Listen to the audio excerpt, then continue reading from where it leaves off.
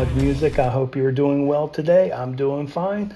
We're back here today to talk about the number 2 ranked Van Halen album, which I have been excited to do. Of course, today's going to be extremely revealing because not only will I be telling you the number 2 ranking album, it's going to give away the number 1. But you have to come back next week anyway because the winner of the album, the subscriber giveaway, is going to be announced next week. I'll give you the Friday to put those in, and then after that I'll randomly draw somebody to win this record, so make sure you get that done. I did the ranking of these albums a long time ago, well before I started, so I already know, I've known this whole time which album was going to be number 1. But I can definitely tell you, as I approached it, I kept going back and forth. I knew which one I had already picked, but I thought, maybe am I making a mistake? Maybe it should be the other one. So I don't know how many times I have listened to both of these albums that have not been revealed yet and just picked them absolutely apart and finally came up with my original decision. So I very often think I'm making a bad choice, and I go back, and I don't think I've ever flip-flopped on where I put an album. So the album that I originally thought would be number 1 is still number 1. So that leaves us with the number 2 album. And I'll go ahead and let you know what it is.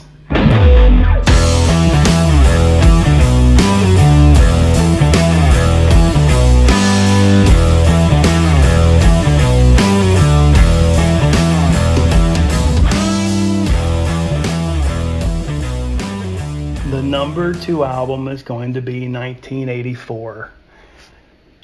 It was so hard to come up with this because I absolutely adore 1984. This is definitely one of my favorite albums. So of course that means their debut album is going to be my number 1 pick. But again, come back next week. And for one, you're going to find out what my next ranking series is going to be about. I've already picked. I thought maybe I messed up and had the album back there. I've already picked out who it's going to be based on subscriber opinions and some groups that I'm in, some opinions there. And it was fairly overwhelming who it's going to be. So you'll find out who that's going to be next week. And I'm also going to have a giveaway again. But this giveaway, I think, is going to be their number 1 album based on what I've already reviewed already. So be sure you're here for that. But also I'll be telling who's gonna win this album. So be back for that. But again, 1984. It came out in 1984. This album hit right when I was just old enough to have an appreciation for it. I mean, songs like Jump and Panama and I'll Wait, Hot for Teacher. I mean, this album is packed full of absolute greatness. Now, I also know that a lot of people don't like it because of the keyboard content. But I've gone through this many times. Besides Jump and I'll Wait, and of course 1984, which is just an intro, this is just a normal classic rock and roll Van Halen album through and through. And even I'll Wait and Jump themselves they're not the rock sound and the feeling, the grittiness and the attitude is not lost just because there's keyboards. Van Halen is going to create a rock song, an amazing rock song, no matter what instruments they use. So again, like I always say, because I've got all these notes down here, I listen to the music and I just write down what I hear and what I think. So let's go through those real quick, and maybe you'll understand why 1984 was my second pick and not number 1, because trust me, I wanted it to be number 1, but it just wasn't. The first song is called 1984, and I thought this was a brilliant way to start the album, except for the long time Van Halen fans probably didn't, because of the keyboard. It was a straight up keyboard. They really should be okay with how this song started out, because they have songs like Sunday Afternoon in the Park from Fair Warning, which I know they like that because most Van Halen fans say that Fair Warning is the best album out there. And if they had a problem with that keyboard, I don't think they would say that. But as usual, Van Halen has created the intro for another amazing song, which is going to be the next track, Jump. Of course, 1984 is just keyboard, and it's got a little bit of, within itself, there's a lot of attitude in 1984. I mean, it's not just a clean piano. It's very gritty. But then here we go, Jump, the first song on the album. Now, I kind of feel like maybe if they would have started the song off with something else on the album, maybe like Panama, and then a couple of other songs like Top Jimmy, Drop Dead Legs, and then at some point maybe the first of the second side, kind of do the I'll Wait and the Jump and the 1984. Maybe it would have been better accepted, which just was perfectly well accepted album.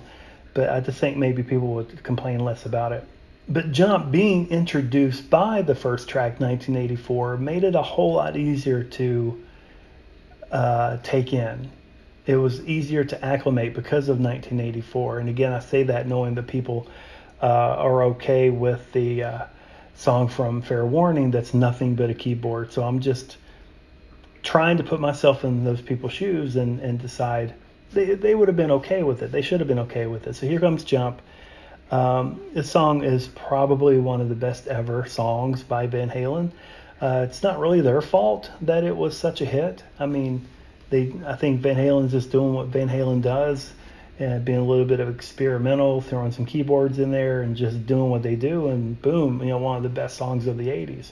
Even though the majority of the song is keyboards, you still have Alex's drums, and you have Eddie Van Halen's, backup guitar and solo, and then David Lee Roth's vocals, which could be part of any other Van Halen song. This is a really super good song. The next song is Panama. Now, Panama, I can't tell you how much I like Panama.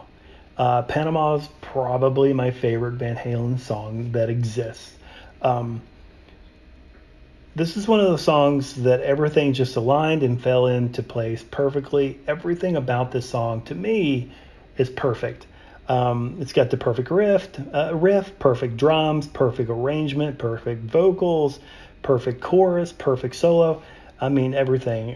Perfect bridge where Dave says, "You reach down between my legs and ease the seat back." I mean, this has all the qualities of the best qualities of Van Halen, and then to the moment where the band stops playing and he says, "Be no stopping now," the long, and then it just comes back in with the guitar and the band and everything, and they're back to the chorus. This is perfection. Panama is a well done song, and again, one of my favorites. So maybe they should have started the album with this one. I don't know. And then you have Top Jimmy. Now, Top Jimmy and Drop Dead Legs and Girl Gone Bad and House of Pain, I remember back in 1984 and on, I didn't like these songs because, again, like I said, with 5150, I didn't appreciate that classic Van Halen sound. I didn't know that that's what I was getting and had no appreciation for it, and it was definitely not radio friendly, so I skipped over them. Apparently, later on in life, I decided these songs are amazing and I love them, and it is the backbone of who Van Halen is, so I appreciate them. So Top Jimmy is one of those songs, and it came next.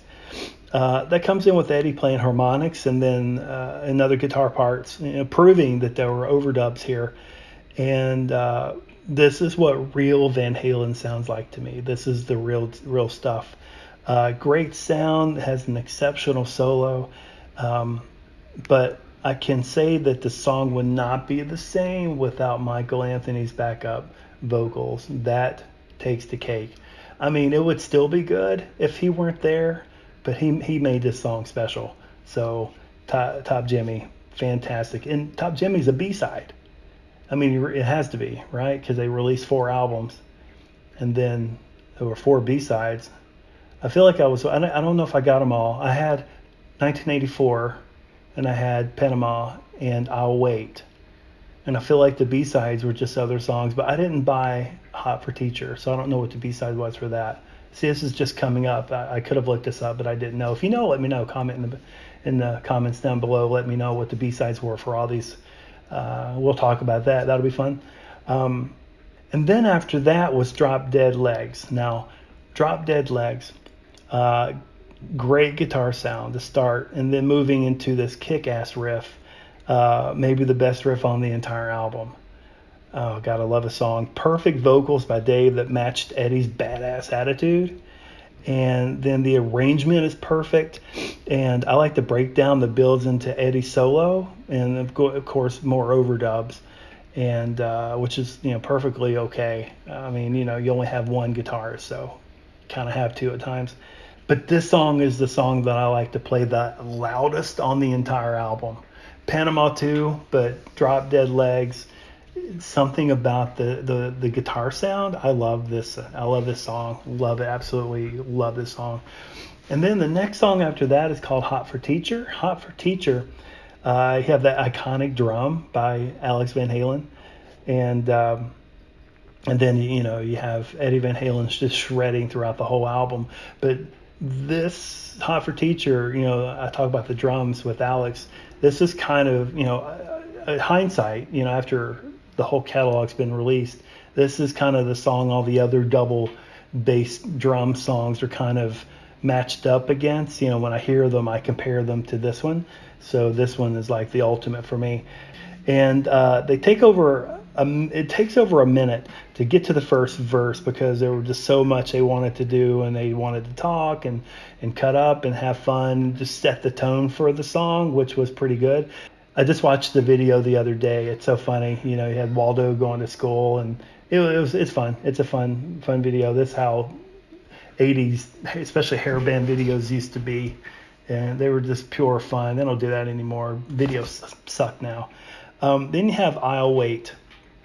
Now, it probably took me years to realize that I'll Wait is like 90% keyboards and just electronic synthesizers, and I had no idea because, again, Van Halen has this ability to rock. I mean, it could be a kazoo, and, if you ever watch that video, and I think they're playing Rage Against the Machine, it's just all these little Tonka, instruments, like something you would get from Walmart, and they're playing these little bitty drums and this guitar, and they could play instruments like that and still like rock most bands, or better than most bands. So I just think it doesn't matter what they play, they're going to rock it out. But again, more keyboards and drums that strangely sound like Phil Collins. Tell me if you thought that. Comment down below. And Dave sounds like he's actually singing during the entire song, showing that he sings perfectly fine. And I just mentioned this in one of my groups, because people were asking, is Dave really a good singer? Is he a bad singer? It's like, listen to I'll Wait. He sings fine. He hits the right notes. It's not where he's comfortable, probably. It's not where he likes to stay, but, we enjoy Dave's style of singing, and I wouldn't change it for the world. But songs like I'll Wait let you know that he can sing. Listen to it and tell me he can sing fine. He's got particular notes that he's hitting, and he's fine. You finally hear Eddie's guitar in a solo that doesn't really overwhelm at first, but then it gets really good.